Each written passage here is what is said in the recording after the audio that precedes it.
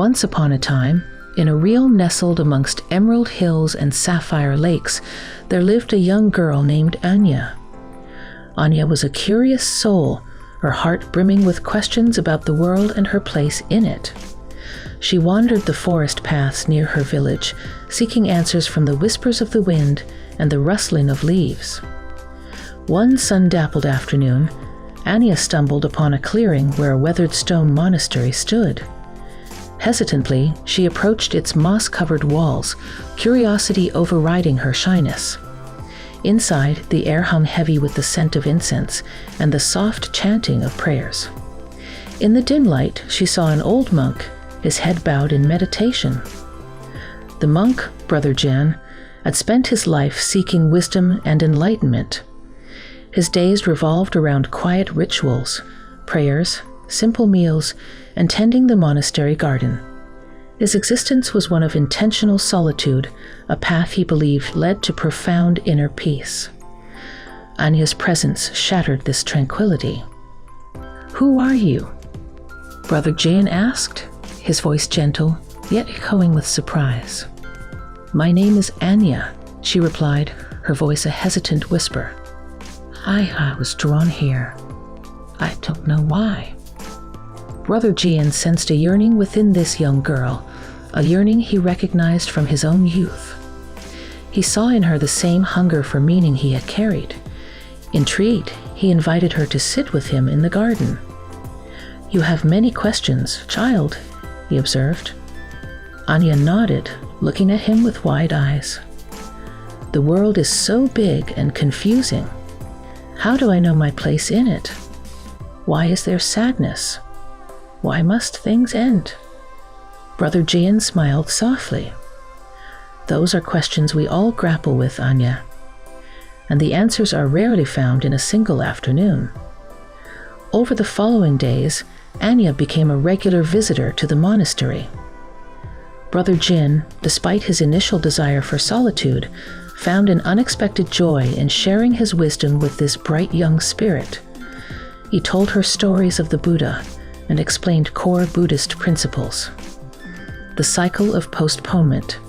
He taught her about the danger of saying, "I'll start tomorrow." They made a pact to do one small, purposeful act each day that brought them closer to their goals. "What you think, you become." Brother Jan explained the power of our minds and how our thoughts shape our realities. He encouraged mindful meditation and helped her focus on positivity and gratitude. The importance of now. He shared the wisdom of living in the present moment.